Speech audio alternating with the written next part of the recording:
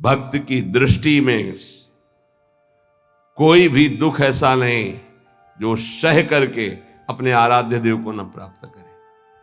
आराध्य देव की प्राप्ति के लिए संघर्ष सहना अत्यंत आवश्यक है। कष्ट सहना, जो अंदर जलन हो रही, जो विकारों की जलन हो रही, सहो भाई, इनकी पूर्ति से कुछ नहीं होगा। इनको से एक बार लड़ जाओ, एक बार निकल जाओ तो जन्म जन्म की लड़ाई जीत जाओगे। जिसकी शुद्ध भक्ति होती है उसको अपने प्यारे के नाम जप के सिवा और कुछ अच्छा ही नहीं लगता है। बस उसकी लीला कोई सुना दे, उसके गुणों की चर्चा करा दे, उसकी रूप माधुरी का चिंतन करे। तो मेरे प्रभु का स्वभाव है कि जो प्रभु को जपते हैं प्रभु उनको जपते हैं। ये बात समझ लो। आप प्रभु की लीला कथा सुन रहे हैं, प्रभु आपको देखकर इस भाव से, जब हमारा हृदय पवित्र होता है तभी हम भगवान को भाव से बच पाते हैं। अभी भाव नहीं, अभी तो भाव की केवल बातें सुना के बातें करते हैं, भाव नहीं जागृत हुआ। भाव जागृत होने पर इन तीन पर आपका महत्व तो नहीं रह जाएगा। स्वजन संबंधियों पर, अर्थ के द्वारा प्राप्त होने वाले भोगों पर और इष्ट देव से बिलक साधनाओं पर, इन पर आपका राग नहीं रह जाएगा। ये पहचान है भाव की।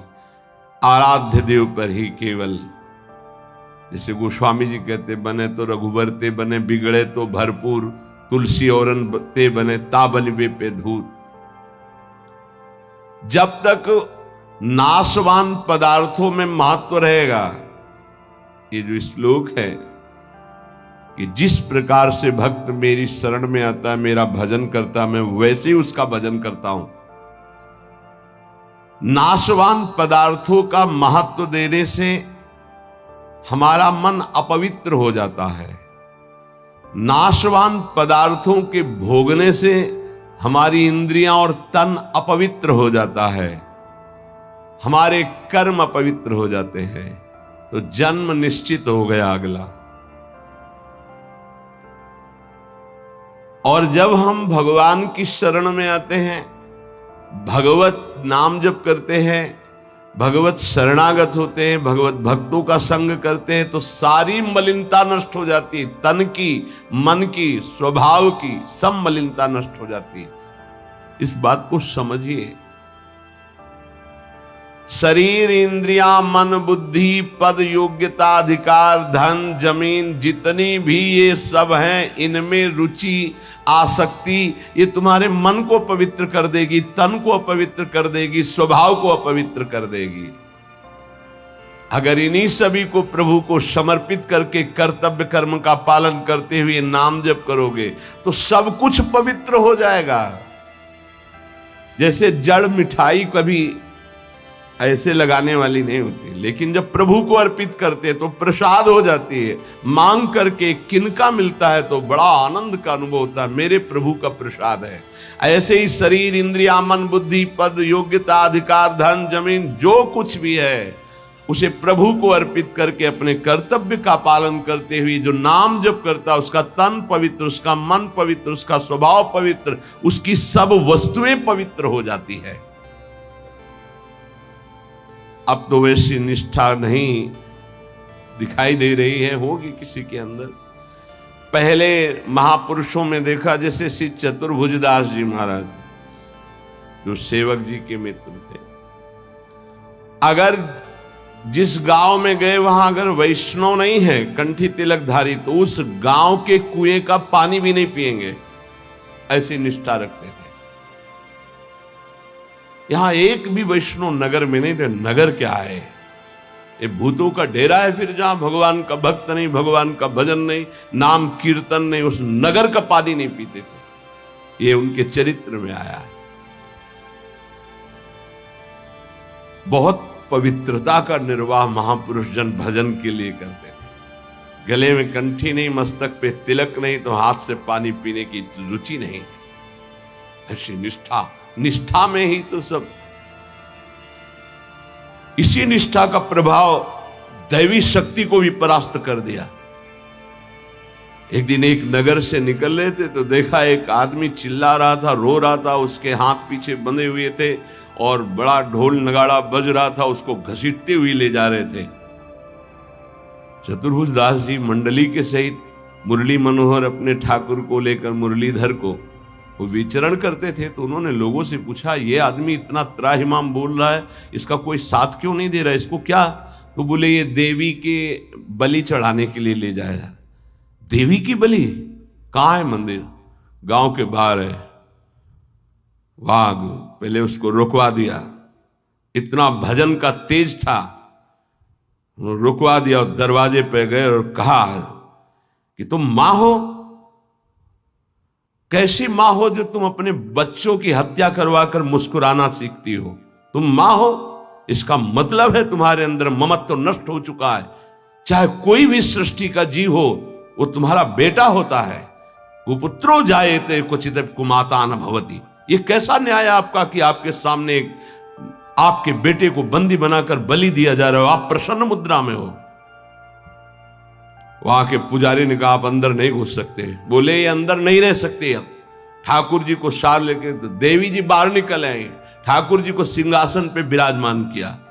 उनके भागवतिक वैष्णव तेज भजन के प्रताप से लिखा हुआ है भक्तमाल जी में भी, जहां भी उनका चरित्र चतुर्भुज दास जी का, ऐसे हरिव्यास देवाचार्य जी। तो देवी जी ने कहा, क्या आदेश है हमारे लिए? देवी जी ने कहा, तो उनका पहले यहां के राजा को बोलो कि आज के बाद अगर यहां बलि चढ़ी तो सर्वनाश तुम ही करोगी। बोलो जाके यही। राजा को जाकर के देवी जी ने भय दिखाया और कहा, अगर आज के बाद किसी भी जीव की हमारे ऊपर बलि चढ़ाई गई तो अब हम वैष्णवी हो गई है, आज के बाद को। हाँ, अगर बलि चढ़ानी तो नारियल नींबू आदि, ये नहीं, जीवों की बलि नहीं। कंठी बांधी देवी जी के और श्री जी के चरणारविंद की आसक्ति का मंत्र दिया देवी जी को चतुर्भुज दास जी ने। ठाकुर मुरलीधर को वहां विराजमान करके नाम कीर्तन बंद करा दी, प्रथा मुक्त करवा दिया। जो बलि के लिए लाए, नाम बल, भजन बल। यदि आप प्रभु का आश्रय नहीं लिए, नाम जप नहीं कर रहे, तो यही शरीर, इंद्रियां, मन, बुद्धि, पद, योग्यता, अधिकार, धन, जमीन, ये तुम्हारे तन को मलिन, मन को मलिन, स्वभाव को मलिन और अगला जन्म निश्चित। जैसे कोई कहता है हम तो पिछले जन्म को मानते नहीं, अगले जन्म को मानते ही नहीं, तो तुम्हारे मानने न मानने से सृष्टि चल रही क्या? कि तुम मानोगे तो सृष्टि चलेगी, नहीं तो बंद हो जाए। हम मानते नहीं सूर्य उदय होता है, तो सूर्य उदय बंद हो जाएगा क्या तुम्हारे मानने ना मानने से? क्या ईश्वर का संविधान और शासन आंख मूंदने से टल जाएगा क्या? तुम्हारे ऐसा कहने से टल जाएगा क्या? अगर नहीं मानते हो तो है कोई परम शक्तिशाली जो बरबस जीव को उसके कर्म को भुगवा रहा है कोई कर्म का प्रबल फल देने वाला महान ईश्वर जो सुख और दुख के चक्र में पूरी सृष्टि को फंसाए हुए है। उसी से मुक्त होने के लिए वही है एकमात्र जिसका आश्रय ले लो। भक्त को भगवान के स्वरूप का ज्ञान, भगवान का दर्शन, भगवान के साथ खेल खेलने का सौभाग्य, तीन बातें जो प्राप्त होती है, ये ज्ञानी को नहीं प्राप्त होती है।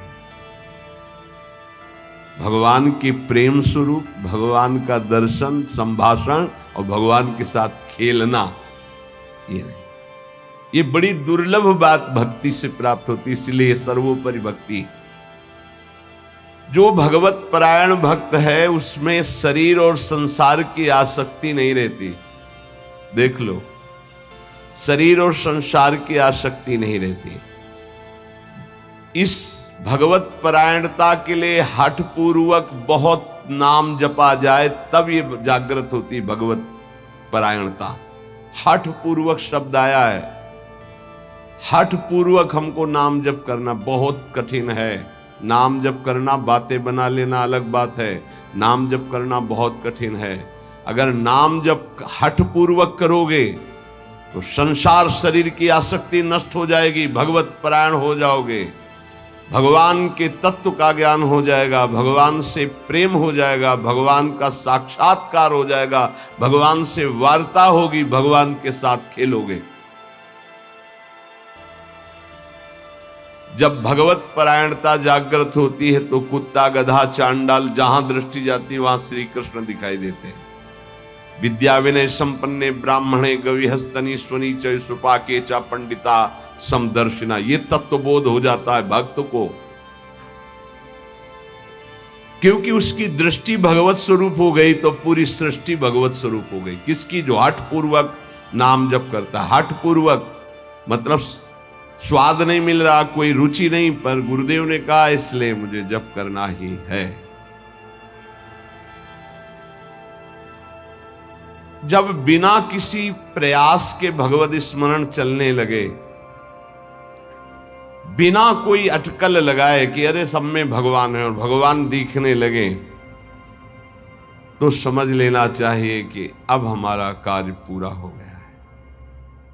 सर्वत जैसे साधक देखेगा तो पहले स्त्री पुरुष दिखाई देगा, फिर भावना